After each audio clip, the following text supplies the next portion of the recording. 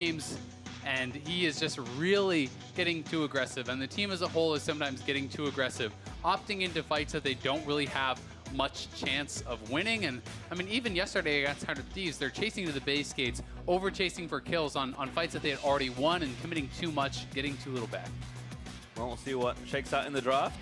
I think it was Matt that tweeted, bless, we have blue side for 2 games this week, so maybe something they're happy with here. In general, their drafting has been quite strong. We've seen Heimer only win in the hands of Deathly, so we'll see if that does go through. But Galio, Talia, Shen banned by GG, so 3 globals or semi-globals banned away. Maybe 1 more to come as Fox have banned Zoe, Aatrox, and I'm expecting Nocturne, but perhaps Echo Fox have other plans.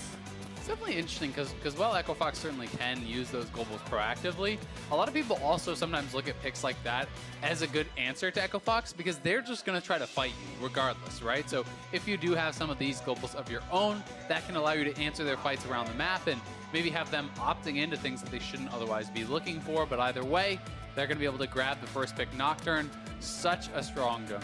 I mean, they do respect Deathly's Heimerdinger enough to ban it and give away Nocturne, so Power going to shift the contracts here. We'll see what he can get done on a champion that has been almost never let through in games.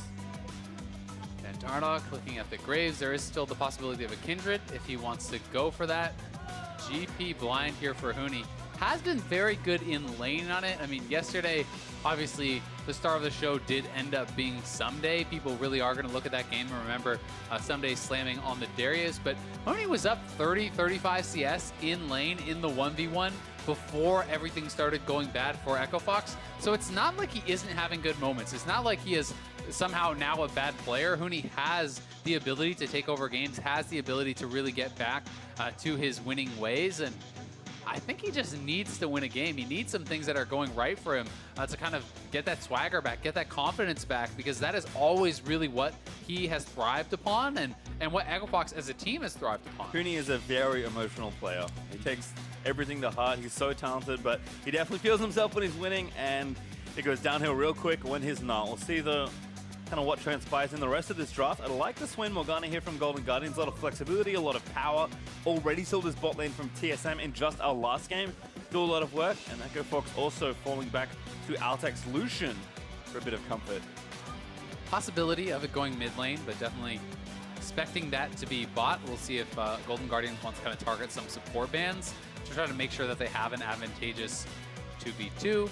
The Braum already taken away, pairs up so incredibly well with not only the Lucian, but also the Graves having double marksman auto attackers. You could also look to take away something like the Tahm Kench that we saw answer this Morgana Swain bot lane very, very well.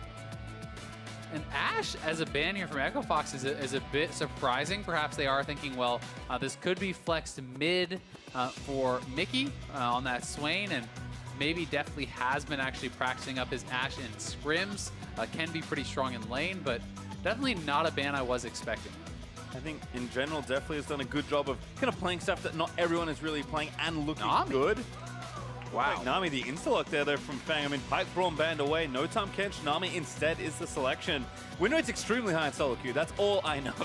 I mean, Nami is really a strong laner. You can bully people out fairly well with your tidal waves when you're getting the bounce, the heal, and the damage on both sides. The Tidecaller's Blessing also works very well because it's easy to get all the hits off with Lucian's passive with the kind of the double shot. That being said, if Nami gets hit by an Evermove or a Binding, she is a squishy champion. You could just straight up die from full very, very easily in the all-in, and you're very susceptible to ganks. Can be harder for some of these mage supports or enchantress supports rather to get vision because it's scary to kind of face check in some of these areas. So this is very lane focused. We'll see how well they can actually perform if they can hold up in that 2v2. We saw last game TSM's bot lane really giving it to clutch in that Swain Morgana lane. And there's Orianna, the last pick here for Golden Guardians. So looks like it will be that Swain Morgana bot lane here. Mickey kind of combo more with the Nocturne in this situation by taking Ori. And of course, Damonte, that leaves him with counter pick here in mid lane. And it is going to be Ryze. Interesting. I mean, I never really see Ryze as like a counter to Orianna. I feel like it is an answer. It is something that you can play, but because Ryze has relatively short range, a well-played Orianna can kind of keep out of striking distance oftentimes. The gank setups can be very strong though. That being said, especially if Orianna doesn't want to go cleanse, having that empowered. W for the setup on the Graves ganks can be pretty strong. And also the skirmishing is fairly good. That being said, I always have questions about Ryze into compositions like this with strong frontline, because you're going to have this Mundo running at you. You're going to have the Swain up in your face. And you know, when you can't actually thread your Qs back to the squishy targets, how effective will Ryze be in the later stages? But hey, maybe they don't need that when you have GP, Graves, Lucian, tons of physical damage who are going to be able to kind of punch through. And I think, as always, we will be looking to Huni to see if he can have a bit of a stronger game. Lolo has been doing a good job losing gracefully, I will say, in a lot of his matchups. We saw Someday really stick it to him in the reverse of this matchup. He's, of course, on the Mundo this time. And I think the floor for Mundo is pretty high. His baseline, as I believe you said off air, is really strong. So I think Lolo is set up well to absorb the pressure that we are expecting from Gangplank plus Graves there coming out of the top jungle duo. Dardoch has never shied away from ganking Huni's lane, and don't really blame him. Yeah, nor why should you? I mean, it has led to so many wins for so many different teams, right? Huni has an incredibly high win rate across his professional career, whether it was in Europe, whether it was in NA, whether it was in Korea. He has been dominant, and he has always played this aggressive play style. So going to be very exciting to see how these guys can perform here today. I feel like, as is oftentimes the case, Echo Fox have a much harder to execute composition. This is all squishy targets, right? You know, and you're going up against a Swain, a Mundo. Contracts can really ult anyone on your team, and it's going to be effective. There's a Shockwave to follow that up. That is terrifying. So there's lots of CC, lots of team fight power here on Golden Guardians, and if anyone doesn't execute properly on Echo Fox and gets caught, they will just die. But that being said, if Echo Fox can execute, you can kite back, you can focus down the front line because you have so much damage, and that's really going to kind of be their path to victory. Well, we'll see if Golden Guardians can make it 4 straight wins in a row. That'd be back-to-back undefeated weeks. For Fox, it's the opposite. Want to stay a lot less defeated. Got him. As it has been rough. But first CS went to DeMonte. Lane's over. That's free. Oh, the word down. He's like, not this time. Minions have spawned. All right, so you can see, not I guess the most common to actually see the master choices here for Dardoch. Press the attack can be pretty powerful on Graves, but very often you're seeing people go like things like electrocute or fleet footwork. I don't often see press the attack because you have to get those 3 hits on a Graves, and I don't know if this is actually a misclick or if he's just saying, hey, there's actually a lot of frontline that I'm going to be training down, and I want to have that damage amp and perhaps a more extended fight. But both Altec and Dardoch are running press the attack, and it's not something that I typically see. Contracts looks like starting red buff. Pretty simple there. Dardoch also should flash through the jungle here on Graves. So able to get onto that Raptor camp nice and quickly. We'll see where the early pressure goes, or just general pathing where these junglers do want to be looking. Yeah, one of the nicest things about playing Graves in the jungle really is that you can actually avoid so much of the monster damage. And, oh, nice binding, but they have a healer. It is a Nami on their team, so it's going to be harder for that damage to stick. This is not that sort of Tahm Kench Jhin lane that we saw actually getting bullied out. This is a lane that has more ability to kind of trade back and be more aggressive. But again, it's going to be about avoiding any potential all-ins, and Dardoch is looking for an invade of his own, trying to take away this blue, but we'll see if Contract shows up in time. It looks like he's actually going towards the bottom scuttle now. May have actually spotted that Dardoch was on a ward. You can see some things up around there. So it seems like they're now just trying to trade, but Echo Fox is also aware of this. Altec goes over, he wards the scuttle, so they're going to have full information on where Nocturne is, and Dardoch knows he's unwarded, so he's just going to keep taking this. Yeah, Nocturne spotted. Interesting from Contracts to go red buff, Raptors, Wolves. Didn't go for either scuttle or a major buff. I mean, I think he just felt he can't actually contest the Graves, right? Sure. And I think he's correct at this point in the game. So the ward that they had over by that Pixel Brush and Topside River meant he doesn't go over there, but Mickey, he's behind him, and we have the setup. Yeah, Mickey getting rooted up. Here's Dardoch with the double buffs. Mickey going to try and run away, but he's about to be first blooded. Dardoch is going to get him. He's going to get him, and that's pretty poorly done there from Mickey. They know that Graves is on the bottom side of the map, and now trying to chase down on Contracts. Fang just flashes in. That was quite the flash from Fang. So aggressive. He didn't even have anything to follow up. I mean, I don't even think he has bubble yet. He doesn't. What are you going to do? I'm here. Oh, wait. So, well, I mean, he's asserting his dominance. That's what we'll give him. All right, we are going to get some thoughts though from Thinko as we throw it down to Ovely May. Thanks, guys. Spoke with Coach Think Card, and he said that he was pretty happy with the draft. He was glad that Huni and Altec both got to get on some comfort picks with that GP and the Lucian. I asked him a little bit about the team's performance, and he said that it's not really on one person, but more of a team communication and kind of learning how to play around each other. He says that for this game, they're mainly going to focus on shutting down Nocturne with Dardoch's Graves, and that's going to be their key. Back to you. Thank you, Ovely. And Dardoch's Graves definitely getting work done. It's not Nocturne that's getting shut down. It is Mickey for now. Yeah, but you can see the focus. You know, they're executing on that game plan already. That is the invade happening. That is all the jungle camps kind of being stolen away by Dardoch. But yeah, I mean, Mickey really should have known where Graves could be, and he wasn't even playing to the bottom side of the map. At the very least, if you're going to push up, you have to play to the bottom side of the bush on that side where your jungler is, right? And he was playing to the top side of the map. He was playing very pushed up, and he gave away a very easy kill to his opponents. And that's not what you want to see happen when you are Contracts. And, you know, Dardoch's job is going to be keeping this guy down. Yep. Dardoch again prevents Contracts from stealing the important parts of that Raptor camp, is back in time to take that for himself. Also going to clear vision away from the left side of mid. Been pretty aggressive with his sweeper, so Dardoch certainly trying to apply pressure at what has been probably the best looking individual member of the Golden Guardians. Yeah, he definitely has been very strong. Has been having some nice assassin performances as well. Huni up here on the top side. Already forced Lorlo to go back to base early, has a 10 CS advantage, and is playing Klepto. So those are all very good things for Echo Fox and their top lane. Sheen first buy is always what you really are kind of hoping to get. And you know, there is always the argument between should you be going Klepto, should you be going Grasp. Yes, this is a pretty good matchup for GP, but we've seen GP still get run down, and Grasp does kind of give you more lane presence. That being said, this is a better scaling option, and if you can win with it, you're going to be feeling really, really good. Certainly watching his junglers as Contracts wants to sweep away this wall, but Dardoch continuing to enforce his will onto Dardoch. Lethal tempo procs, the fear is there, but Contracts forced to get out as Demonte was coming in quick with the Realm Warp. Yeah, pushing him back again, just trying to track him through, can likely steal away that Gromp, and does get the reverse scuttle as well. They can also look to threaten a dive here. So, you know, Contracts, if he bases, this is a scary time for Lorlo. Lorlo has no TP. Mickey is coming up to cover, so this is actually very smart play here from Mickey. They know that Lorlo could get dove, and if Lorlo gets dove with the mini wave pushing in and no TP, it can be lights out in that top lane, so just that small roam there from Mickey.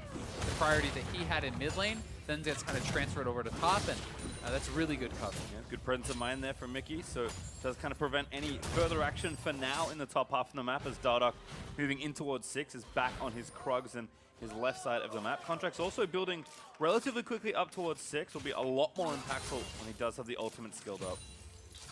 Yeah, I would definitely like to hit that, and obviously you know, Nocturne trying to hit 6 at a very good timing to look for that early gank. We'll see where he's going to go with that. I often feel that the kind of first Nocturne ultimate can really dictate a lot of the pace of the game. If you can get that early kill, it really can feel very, very good to just kind of rotate between power farming and going for the ult.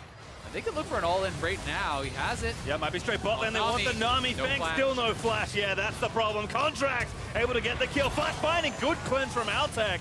And now Matt actually tanking the culling.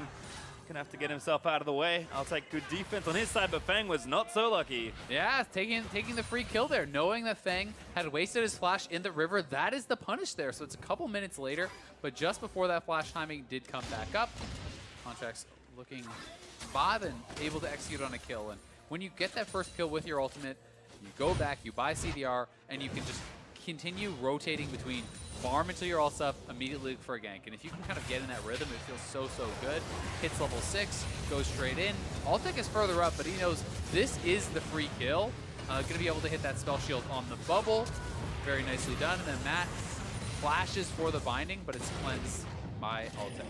Steal though from Dardoch, again using knowledge of the bot side gank from Contracts to take the blue buff away from Golden Guardians, and it's nice to keep it away from Mickey as Dardoch continues to get further ahead in his kind of 1v1 matchup. Yeah, they'd love to really keep Mickey down here, be able to allow Demonte to kind of push him in and perhaps look for some roams with that Realm Warp, really kind of pair up with Dardoch, because Ryze and Graves are both extremely strong early skirmish champions. But either way, Contract's still doing pretty well despite that pressure that has been put on him, he has been able to really still stay fairly close in experience, and getting that first kill bottom side is going to help a lot. Yep. See Data continuing to take buffs away. The Contract's actually starting an Infernal. Which is pretty risky. I mean, there's a lot of members from Echo Fox converging. They should know that this could be going on. I mean, 4 members around this side of the map, but bot lane priority, mid lane priority for Golden Guardians. So Echo Fox doesn't feel comfortable to come out and check it. They know they'd list a lot of farm if they did. So early Infernal for Golden Guardians. Actually a really nicely timed objective take there. So good for them to get that pretty important first objective. Getting that first strike under 10 minutes always feels nice. This doesn't feel as nice though. Yeah, Huni's looking to take that turret pretty much on his own. Yeah, I mean, Huni has already done 2/3 of the health of that turret. Is a Klepto GP, is up farm. And you can see that that actually builds up quite a lot in the gold lead because of the parlay gold he gets, because of that Klepto gold he gets as well. And Contract's ult up, going bot. Now going outside this time. He's the one that does have flash. The cleanse already used, but he's going to dive all the way through. Contracts just solo dives under the turret and takes down Altec. That was beautiful. The cleanse being down meant he has that confidence to flash follow. He knows he's going to get the fear tether. He knows he can train him down. And now they're going to get a 4-man dive here. Huni, though, getting solo turret top, but Feng is dead to rights. He's getting corralled. Yep, doesn't quite get slowed. Oh, skill shot's starting to miss, but there's Mickey. There's the root, pulls back. No shockwave committed yet. Mickey just going to wait. Does finally get the kill. Took a little longer than they might have liked, though. Still, GP ultimately drop bot. Should be able to knock this turret down, though. It's 4 members regardless, and even if they have to tank a couple of shots, they will be able to trade that turret. But I mean, this is 4 members bot to get the turret, where on the top side, Huni just gets it by himself. Huni is nearly 2,000 gold ahead of Lorlo. He has 3,000 gold on his character right now to go back to base, and that's going to be a full Triforce. That is going to be him with a monumental lead in the side lane against Lorlo, and this is kind of the opportunity you're waiting for as an Echo Fox fan, as a Huni fan, for him to really be able to take over a game, because he's set up well to do it. But here it is again, immediately once that ultimate is up, Contracts right down to the bottom lane, flash, follow on the tether. That one just barely actually didn't break the tether with the flash, was really, really close, and when it doesn't break, he knows he can follow. And then corralling Feng here. Doesn't matter how many skill shots you dodge, honestly, there's just no way out of this 1v4 with no flash. Yeah, and again, Mickey knows, by his time with the ulti, and does manage to get the kill.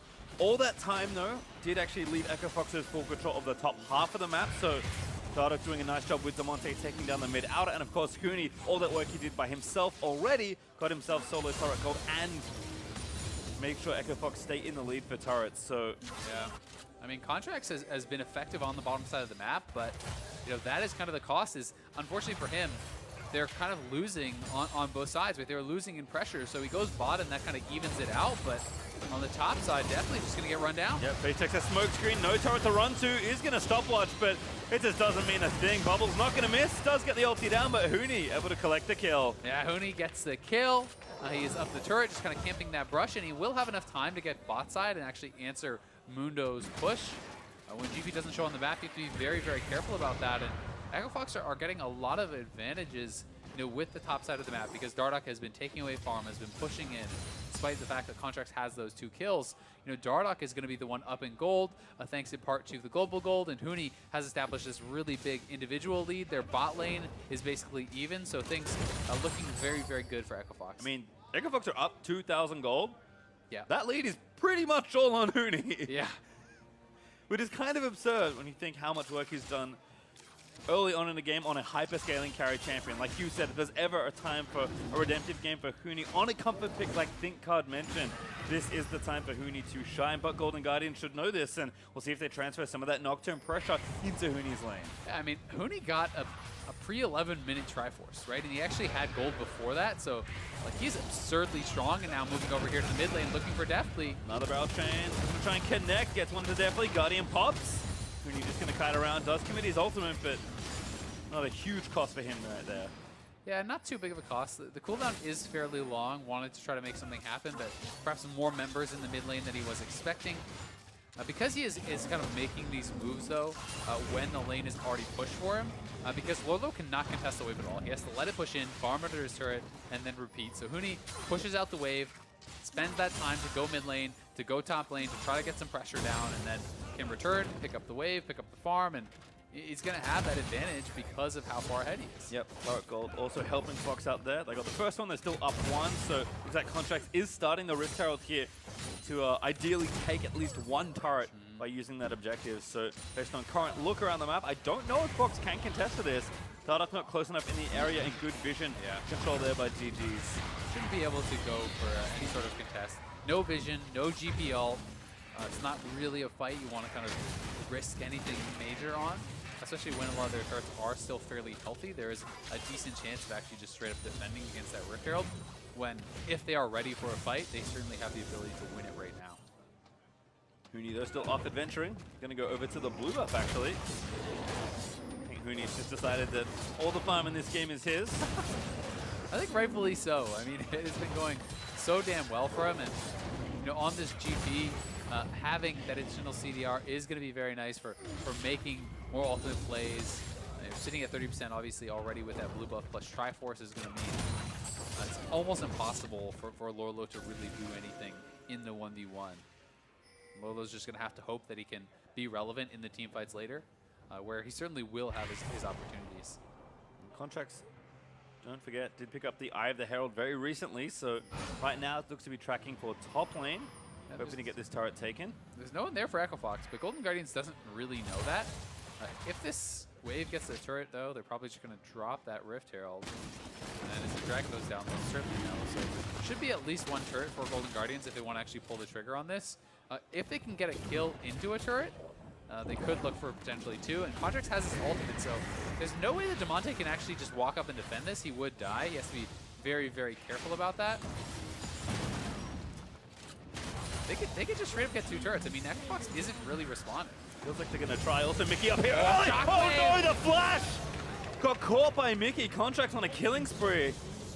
Nicely done. They get another kill with an ultimate. 3 ultimates, 3 kills there for Contracts. And now the bot lane is here, but it's a 4v2. The Rift Herald's still alive. They will drop the GP ult, so they will keep that turret alive. But another chunk, a turret down. Golden Guardians making good moves. And it's really just kind of been the Huni show for Echo Fox, but the rest of the map, Golden Guardians has been very effective. Flash by Fang does live Altec bound up, but has both his summoners, so should be okay there. I like the idea to get a pick in transition, looking to siege up mid, but unfortunately for Golden Guardians, bears no fruit.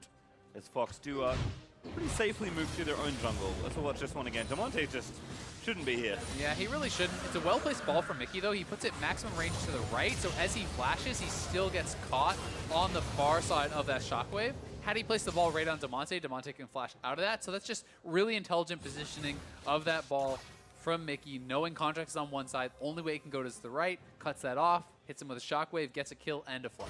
And as a result, evens up the turret score. Fox still up about 1,500 gold or so. Golden Guardians making it closer. Fang, no flash from earlier. Definitely just takes him out. Is that a W kill? Yeah, that must have been a W kill. He's like, thanks, Mickey. Appreciate it, bud. Mickey hits another shockwave. Fang has been getting picked on a bit this game. That is the danger of Nami. One wasted flash on the bot lane meant his death. They get dove again. That costs another flash. Then on the top side, he has the flash of binding. That's another death. They're constantly being able to get kills on him. And partly, yes, it is his fault, especially that first flash, but... Lolo? I would run. Oh, he got the barrel! His ult really soon. Might be trying to happen. Here's Damonte coming through. Contracts a little late, but Lolo forced to flash away. Contracts, does he dare go for this? Oh, ult is so close. Here's the TP. They're going to go for Huni. Contracts on a rampage. Takes him down. Should be a free kill as well to follow through with it all. Damonte trying to cut it up, but Contracts just flashes straight into his face. They're going to take him down. He grabs the double. Contracts doing his best Levi cosplay here. Giving me flashbacks to Worlds. Levi popping off on that game, and Contracts, every ultimate has resulted in a kill. Matt going in, Fang no flash. Sorry, buddy, you're gone. Flash, ult, ball, goodbye. Mickey able to take him down one more time. That's 4 deaths and counting for the Nami. It's so rough. I mean, as I was saying, yes, some of it is his fault, but some of it is also, it's very difficult to fight for vision when your team is losing. And you are squishy. Let's watch this one again, though. It's time for our Acer Predator replay. Lolo picked quite the fight here. Yeah, Lolo taking the fight. Huni would win that eventual 1v1, but he knows that Nocturne is coming. They know that Rise is coming, and I mean, these Nocturne ultimates have been perfectly chained together, has been able to survive. Lolo buys enough time. Contracts super strong at this point, had already gone back to buy and just deletes Huni off the map. And then Lorlo has enough health left in the tank to help tank this up. Demonte gonna get run down. 2 more kills onto Contracts. He is just absurdly fast. And we didn't catch this one in that replay, but here's Mickey in some trouble. And Dodoc's like, yeah, see you later. Woo, that binding though is actually really nice. And Matt unfortunately cannot get the follow-up kill. He's gonna chase him down. Oh, Dodoc, how did you do that? That was dirty. Okay.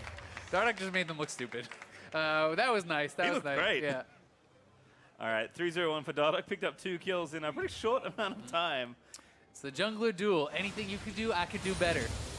And Dark says you needed a teammate to get 2 kills. Watch this. I needed your blue buff, which he also took in that exchange. Huni does finally suffer a death, but he'll take it given how much pressure Golden Guardians are willing to throw down there. Still, this game now balanced very precariously. Fox only up about 300 gold from what was a 2,000 gold lead earlier. Yeah, I mean, the gold is very, very even. And again, Golden Guardians have the easier to execute team composition. You have to really be playing kind of on that knife's edge as Echo Fox because there's so many squishy members. Anyone gets caught with a shockwave, you're dead. You get caught with a binding, you're dead. Never move, you're dead. It's really, really scary to play that out. But if executed perfectly, they have an insane amount of damage coming from so many angles, and they can really shred through someone like the Mundo. Golden Guardian's going to try and take this turret. They desperately need it as Huni actually going to get jumped on here. Really nice ult there, but he flashes over the wall to barely get himself out safely. Turret, though, will fall as a result. Data getting aggressive. It does want to be a little bit more careful. Lolo still chasing, pops the ult, plans to cleave it in onto Feng. Data hits a binding. No shockwave target just yet as Artek defensive culling to try and keep him out of the way. Push him back. Contracts first ultimate that doesn't get a kill, but he does get the flash there from Huni. A worthy trade, especially when you've already picked up a decent amount of CDR here on the Nocturne. Is that 100-second ultimate cooldown flash, 5 minutes, so certainly a positive trade to make there. And Huni has not been able to really kind of continue to push that lead. He really did get a massive 1v1 advantage on the top side, but Lorlo has been at least able to hang on and hold this turret alive. So Huni certainly is getting up and up in gold. The team is becoming more and more reliant on him to actually be able to win these team fights because he really is the strongest member. It's him and Dardoch versus the world. Yep, and playing to win certainly his lane. Full Mortar Reminder was his second item. Just decided to upgrade the Executioner's Calling all the way home. And I think it's a smart buy to have that healing debuff, especially when there's also a Swain, right? You know, that is kind of that secondary big healing target. You can see Executioner's purchased up by Dardoch as well, so glad to see that. Black Cleaver going to be the purchase, looks like, for Alltech also. So having 2 Black Cleavers doesn't always feel great because it doesn't actually stack, but they will be able to have that armor shred for their team. Contracts and friends, though. Going to take down this Mountain Drake, so straightforward stuff there. Golden Guardians do stay up in Drake objectives at least, and actually up in turrets as well, since taking that mid. I mean, really, given where we were with Huni so far ahead, Golden Guardians have done a good job as a team, kind of getting the gold back well within touching distance. Yeah, and it's kind of interesting because Golden Guardians are taking a different approach than a lot of other teams have been. You know, Huni is doing similar things in the 1v1 that he did in some of the other games, but other teams are just saying, all right, well, Huni's going to push up and we'll just kill him. In this game, Contracts is just telling Lorlo, well, you're on your own, bud. Try to survive up there, and he is focusing elsewhere on the map. So this is a very different style of game than we have been seeing recently, where it's Huni getting picked on, Huni getting camped. This is a game where he is not. He has created a big individual advantage, but the rest of his team has fallen behind as a result. And let's see. All right, looks like maybe the plan has changed. Nice stopwatch. Huni does stopwatch nicely, but still has to get out from under all this damage. The barrels are there, but it's not enough for a kill. Lolo finally gonna get a kill for himself. Yeah, kind of close to getting Contracts down, but it's a tough call to make on a stopwatch like that because if you think you can kill Contracts, it's worth immuning the ultimate damage to then try to turn around that fight. But you know, in this case, was not able to do so, so the stopwatch is for naught, and you know, will not have that the next time around if he gets ulted in a team fight or you know, tries to use it on a shockwave or anything like that. Echo Fox, though, trying to fight back for vision around this Baron. You can see they're using the buddy system now. Feng has died a lot of times trying to get vision, so he has his squad with him this time around. Fox still playing around the map. They've got one obvious turret that Lolo's been protecting. You know what the saddest part about this game is? I didn't even realize Feng doesn't even have his Sightstone completed yet. Contracts does have the stopwatch there. Flash from Dardoch, Oh, but the shockwave caught Demonte. Root back down, but he's actually immune, so it can't be pulled back. Artek with another defensive Carling will keep his teammate alive. Yeah, I mean, Fang is on 465 gold earned of the 500, so that shows you how little opportunity he's actually had to be aggressive and play around that. So they have no Sightstone on their team, and that is really tough to play around. Well, apparently Sightstone not needed this time around. Vision, usually what you want when you start Baron at They're just 24 gonna finish minutes, it. but they just start Baron right on the money. Contract can't get in with the ultimate. It is going to go down. Huni actually got a robot out of the way. Echo Fox turned their game back around. Echo Fox go for the risky play. 24-minute Baron. They're going to knock it down, get out scot-free with that Rise ultimate. And that is just really nice shot calling from Echo Fox. They know they have an exit plan. They know it's worth taking that risk because the vision wasn't there. And Golden Guardians caught asleep at the wheel a little bit. That ranks pretty highly on Echo Foxy things in game. That was an Echo Fox Baron if I've ever seen one. But as a result, they'll give themselves the gold lead and alleviate a lot of that pressure as they try and knock down a few more turrets and get this game further out of the hands of Golden Guardians. And you want to talk about a way for Huni to knock down turrets in a side lane, right? The Baron buff is it. Mundo can hold you in that 1v1. Without that Baron buff, he can knock down the minions fairly well, but Mundo does not do enough damage, does not have effective enough wave clear to actually hold against Baron-empowered minions. So then the only way to stop Huni becomes killing Huni, and that can be a lot tougher unless he has some help from contracts. Demonte also got things going in the top side. He's going to back away now, but also has TP, so Fox can spread out pretty thin across the rift and apply Baron buff in every single lane. But again, look how naked the map is of wards. Just now, Fang finishes his sight zone 25 minutes into the game. That I would not be surprised if this is the latest competitive sight zone that we have ever seen. Like, this is shockingly late. And as a result, there's just no vision on the map here for Echo Fox. So, they have the Baron buff, but they're like, well, where is everyone? I don't know. It's very hard to actually push up. Golden Guardians so far doing a decent job defending. Have burnt off a minute and a half of the buff already. Lolo face checking. Pretty tanky boy though, so it should be okay. Does not commit the ultimate either. So no major cooldowns really used there for GG's. Mickey had a blue buff, is doing some jungling, but here comes the classic Orianna flank. Contract's going in, wants to try and take down Artek with cleanses and flashes. Fang also burns his ultimate there as Huni is maybe too far forward. Nice double W there from Deftly. That's a tongue twister. Mr. Monte finally getting some turrets being taken down. Yeah, it's a good job by Contracts getting double summoners, but the problem is so much of their gold is on this Nocturne. And against the Baron buff, he's pretty worthless actually in a fight without his ultimate, right? He doesn't really have a way in. You can't just run straight at them, you will die. So Echo Fox pushing on the bottom side, and they know now there's very little threat from Golden Guardians. So they have to try to play it back, try to play the wave clear game and keep these turrets alive, but they are going to be bleeding gold. Well, they're getting ganked. It's a barrel finally as Demonte and Huni able to zone him off to get Echo Fox their 4th turret of the game and finally take the turret lead for themselves. Maybe a little slower on the overall push, but Echo Fox still getting a lot of really good value out of that very decisive Baron call. Yeah, I mean, that Baron really was massive for the team. They've knocked down multiple turrets. Perhaps going to crack an inhibitor here as well. Golden Guardians doesn't have an answer.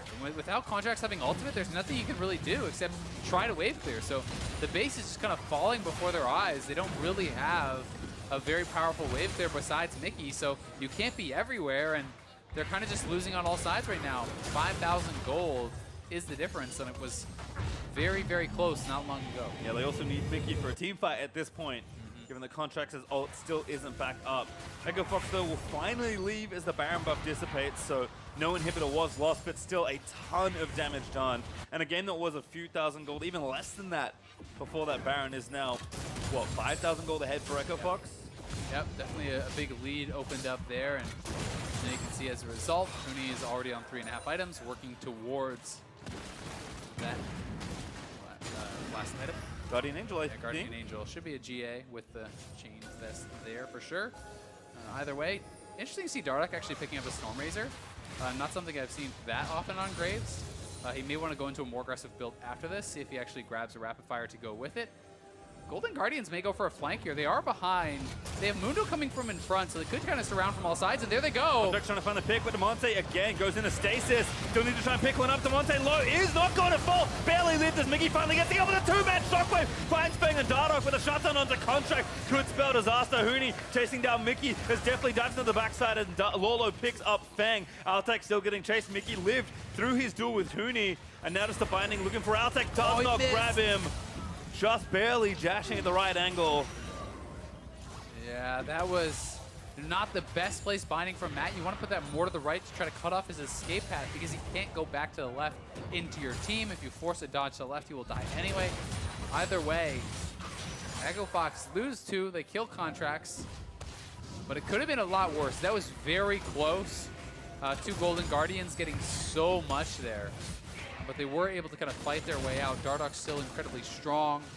Alduck able to survive, and Huni really is going to be a massive threat on this GP. I mean, he is unrelenting in his pressure, just aggressively moving forward, taking no prisoners. As Golden Guardians did try something here. Contract tries to pick off the striker at the top. Yeah, they go right for Mickey, but Mickey's able to survive a long time. They can't quite burst him down. Matt flashes in, finds the 3-man ultimate, but the chains are broken, and then you can see Huni splitting off, chasing Mickey on the side. It's looking like Feng will go down, Dardoch will go down, but they decide, hey, no, stop chasing Dardoch, we'll actually get Altec here. They think that they can kind of corral him, but the cleavers are missing. That binding would have wanted to be a bit more to the right to actually force him to try to move back into Lorlo. Unfortunately for Matt there, not able to connect, and Altec gets out by the skin of his teeth, and Dardoch gets out and counter jungles the blue side of the map. Yep, good looking team fight for Golden Guardians, but not quite enough. Echo Fox still stay pretty far ahead in this game. And you can see how little damage Contracts was able to actually put out in that team fight. Not by any fault of his own, but the ultimate was actually pretty good onto Demonte, but then there's the Zonias, there's all the absorb coming in from the Seraph, so it really is kind of this one-punch champion, and he has GA now, so that will help him have a little bit more follow-up and survive longer in the fight. But even this super fed Nocturne can struggle in the later stages against champions that have Stopwatch, have Zonias, and have GA, and a lot of people are trying to pick that up. So may need to see him swap his targets around because Stopwatch is available on Altec. There is still the Zonias on Demonte also, so probably has to look for Dardoch or has to look for Huni before he finishes GA, but that's bought up now, so really the targets become more limited. Probably has to either try to one-shot Fang, who has a stopwatch, or go for Dardoch, and really it's only Dardoch right now. Yeah, I think we kind of look to the rest of Golden Guardians now to carry the team fight. Mickey very strong, almost at his death cap. Certainly can do a lot of good combos. Don't need the Nocturne to get the kill if Orianna can do it for you, just escorting the ball in. Yeah, and Swain is still scaling up and is a big threat. It's just that so much of the gold is concentrated on Contracts that he needs to be able to try to find some effect, and they are looking for this fight. We're waiting for the Baron, finding a miss. Dardoch still playing up forward. Nice GP ult. Some barrels come out as well. Definitely getting low. Dies actually! And that's 2 kills already. The bot lane just dead to Dardoch. Now Demonte flanking around, Lola going to try and chase him, but they have to kind of get out of here. Run They're not getting out. Smoke screen is good. There's a triple kill for Dardoch, going to try and line it up. Lola the next in his eyes. Can he nab the Quadra? Lola getting low, shut down by Demonte. Echo Fox, 4 clean kills with just a Nocturne left to defend. That's going to do it. 32 minutes in. Echo Fox will have enough to close this one out. Been a rough streak so far. Contract's just going to burn the ulti and try and buy some precious time. He dives in, he wants it, but it's so desperate. Guardian Angel going to at least make them spend a little bit more time, but the ace is finished. Fox will take down the Nexus turrets, and after 3 losses in a row, they'll finally pick a win up and tie themselves for first place. Still sitting in that first way tie. Echo Fox find a win, find a good performance from Huni. He was massively up in the 1v1 in lane. He takes the solo turret, and they're able to hang on. And this one really was for Echo Fox so much about Dardoch, so much about Huni. 7-0-3 on the Graves. Despite the fact that Contracts was finding kill after kill with that ultimate, it's the Graves who was more effective in those late game team fights. Dardoch was monstrously farmed, was the highest level in the game, and really able to take over. Such an impressive performance from him. Yeah, Echo Fox back to basics, it feels like in a lot of ways. What's the thing that won them so many games in spring, early on in summer? It was Dardoch and Huni teaming up and just smashing everyone. And you said Dardoch and Huni versus the world at some point. That's what it became. This time, Huni rose to the occasion. Yeah, I mean, Dardoch did more damage, I think, than Altec and Demonte combined. Huni did almost as much damage as the three of them combined. It's like pretty absurd numbers.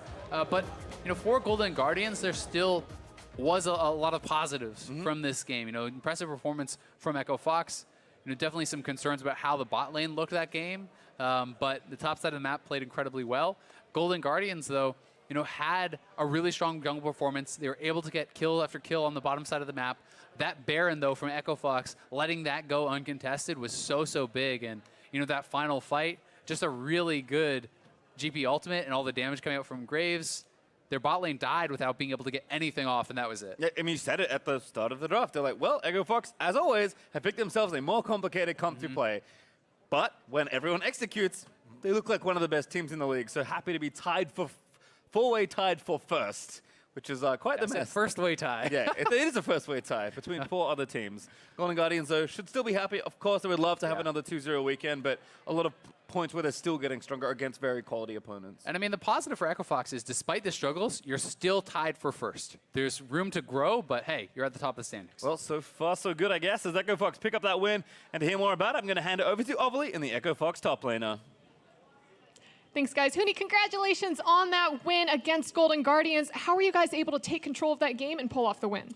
Yeah, I mean, I was kind of scared before we actually versus the GGS because we have been screaming I think last week, and then they were playing really good, and actually they pop off. I think they're there were 3 wins in a row. GGS is super good right now, so that's why I was a bit scared. But still, today was really tough game from Nocturne was really strong pick, obviously from just blue advantage. And we kind of cheated with the Rise ulti, the Nash with the Mountain Drake. So I feel it's not really super happy that we actually take down GGS, but still we gotta learn a lot. I think it was a good match. We won at the same time. We actually learned a lot what they should do. So pretty happy about that. But still, I don't think it was not ideal that finishing the game like that.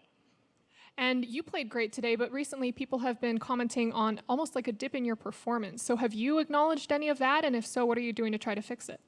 Yeah, I mean, probably from Rift Rivers, there was a bit shaky. I even kind of interviewed that as a team, we are having kind of hard time since we have a lot of roster and we're changing a lot teammates too. So people doesn't know how to play around it. And also there was a lot meta that we haven't played, let's say Altec didn't know how to play around funnel, because obviously ADK doesn't play mid, and funnel is new thing, so it was a lot shaky as a team. So I feel that's why it looks kind of shaky, but I'll say we kind of come back. We should be able to I'm definitely confident to play as a top, beating everyone since this meta. And what do you need from your team to truly unlock you, be at your best? Just follow my call. Just following your call. Well, we saw you and Darthawk play well together today, and he completely shut down the Nocturne on that Graves. So what's your experience like playing with him, and what do you think of his performance? Yeah, definitely. Even though they first picked Nocturne, which is really strong pick, we actually able to counter pick as a picking GP 1-2. At the same time, we picked Graves, which is super strong, invading jungler. So it was really good as a setup. So we're right now is really straightforward on the top and jungle, which is draft and preference right now. So it was really good that Darthawk, I saw a double kill at the Orianna and Merg. That was I think really turning point for us. We were kind of oh damn, what we should do? We were kind of panicking, but actually after the double kill, he was yelling that. So I think someone called it, oh, Joshi's gonna carry us, and then we actually kind of come back it. And so from what I understand is not only are you prepping for LCS each week, but you're also prepping to take your driver's license test next week. So tell me, who's teaching you? Who's helping you? What's your dream car? I mean, I have driving license in Korea, but unfortunately it's not working in California. So, I'm going to take again, but I will go for it. There's no teacher for me. But I will get Wild Turtle for next week, Monday. And my dream car, I don't know, if really just give me sponsorship, I will take the dream car. And remember, LCS is different from driving. Please stay in your lane. Huni, thank you so much. And for more on the game, let's hear from the analyst desk. Thank you very much, Avali. Always a fun time to hear from Huni up on the stage after a win, and a very important win for Echo Fox here over a surging Golden Guardians in the previous weeks. But again, didn't look pretty necessarily. Didn't come easily to a certain extent. And I want to take a look at this draft because multiple times just today have we seen the Mundo versus GP matchup, and I think every time I watch it, I come away with a different feeling of how it's supposed to go. And I don't really know if it's figured out yet. Yeah, this is pretty weird. I think that this was an example of what the other teams were trying to do, where you take GP and Amundo, and the GP plays very aggressively, like just trading 24/7, constantly queuing, playing under the Mundo's turret. And your jungler then splits the map topside, which is what Dardoch was able to do with that Graves and the Nocturne. And then you basically make it so Mundo can never get any help, and GP can keep pressuring him, get a huge lead, and eventually like a first turret like he did. Yeah, I think the way Huni approaches the matchup with the support of his team is pretty different than how other GPs are able to play it. So if you look at Huni's forward percentage, he's actually 72%. That's insane. Up in the lane, whereas the average when you're playing this matchup is around 30 for the GP. So he is across the midway point 40% more often than other GPs, and that's all supported by the fact that Dardoch actually has a really high jungle proximity stat to the top side of the map. And that's why he's able to play the matchup in such a different way. Yeah, and the top side of the map really did go well for Echo Fox. You know, everything kind of according to plan there. However, everybody knows they're going to do this, right? For the entire season, Echo Fox is like, you know what? Altec and whichever support is down there with him, good luck, boys, because, you know, Dardoch and Huni are the two stars, and they like to play together. So bottom lane going to have some attention from Golden Guardians. They decide to go away from the Dardoch and Huni combination and get their gold from the bot side. I do think that GGS had a pretty good response. If you can't go top, you just try to make something happen bot. And they were able to find kills with repeated Nocturne ults. And I do have to question the Nami pick from Echo Fox. They did win, but I can't really say Nami helped them too much. He was sabotaging a little bit. Yeah. I think he had his sight stone at like 25 minutes, which is insanely late. Shockingly late, as Vale so eloquently shockingly late. So I think that if you're planning on not playing around bot lane, Nami is not your go-to. Like, you have options. I don't know what was open this game, but you know, there's Braum, Tom Kench, Yeah, looking at the bans there, I see that Braum was taken off the table, but there were definitely other tanky options still to be picked. Yeah. Right, so I think Nami is not high on my list of champions you want to leave alone against a Nocturne jungle, so good on GGS to find those picks, but And I want to stop down to talk about this guy, Contracts, in the back wall. He was on your list for a possible midseason MVP candidate, and for so much of this game, he was putting up an MVP-like performance. I think Contracts is great. He's a player who, like I was talking about earlier in the day, he doesn't have a superstar team with him. He's got, you know, solid players, but no one's in the MVP running, and he's just found so many advantages if you watch his games through clever pathing, just through the plays he engages. He's always finding advantages for his team, and he's got a really great mindset. He seems like a super nice guy, always trying to help his team, so definitely one of my favorite junglers to watch. Unfortunately for him, on the other side, for Echo Fox, was another potential MVP candidate jungler who was putting North America has too many good junglers. This game was a perfect. This was a perfect solo queue clinic from Dardoch. If your bot lane's feeding, if they're spam pinging for help, you just say, "Nah, I'm just gonna farm up, kill top lane." Is that what happened here? Yeah, 2v1 solo kill somehow in the jungle. I don't know. Dardoch just 1v9 this game. Without a doubt, even in the final team fight, right, coming up big with plenty of kills, we do have to recall that, of course, the Nami ult helped in the engage of this all, but Dardoch leading the charge on the Grave to end the game. I would argue Huni even did more with the ult than the E, flash E combo, or just this regular E combo to slow everyone down. Here comes the Nami wave finally, but Dardoch's already killed 2 people by the time that thing's coming through. So Huni and Dardoch, the 2 main carriers on Echo Fox. That sidestep on the Orianna ult was big. Yeah. A ton of work in this fight. Dardoch was a total monster. Huni also mentioned in his interview, Dardoch, when he got the double kill by himself in the opponent jungle. Woo! That was spicy. In the opponent jungle on Orianna and Morgana,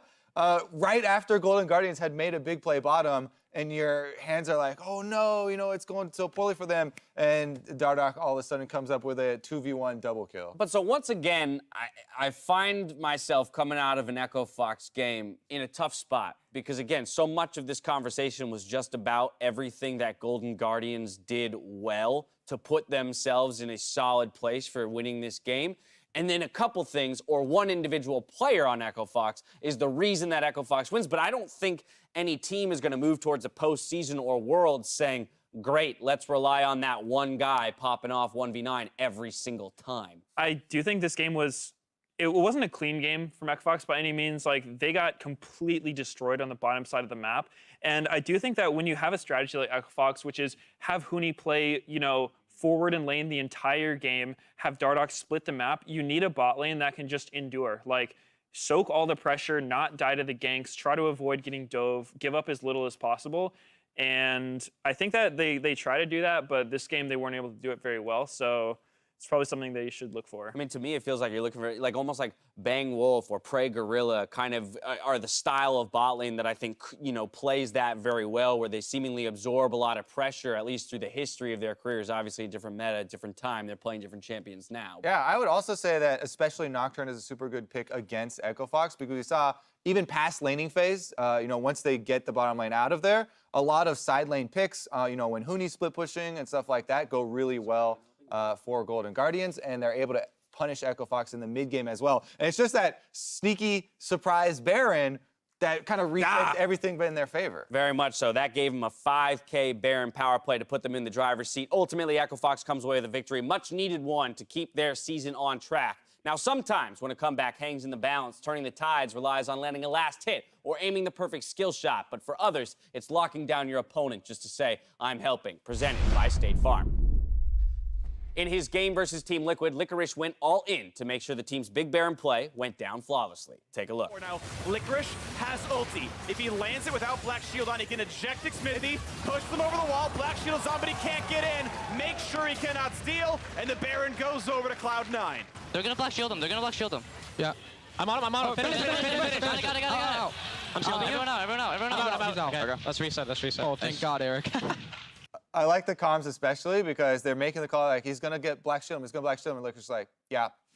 Taking care of it already. Don't worry about that. Flash is over. I do remember this game. Ole was struggling to Black Shield that Poppy. It would always be right after. Whether it was Licorice just being a Poppy god, doing it at unexpected times, or Ole reacting slowly, he did manage to get a lot of ease off despite Black Shield being available. Yeah. Was definitely well timed to make sure that that Black Shield doesn't come through in time. Let's take a look at predictions as well, because it has been a tough split for everyone that's made an appearance on this desk.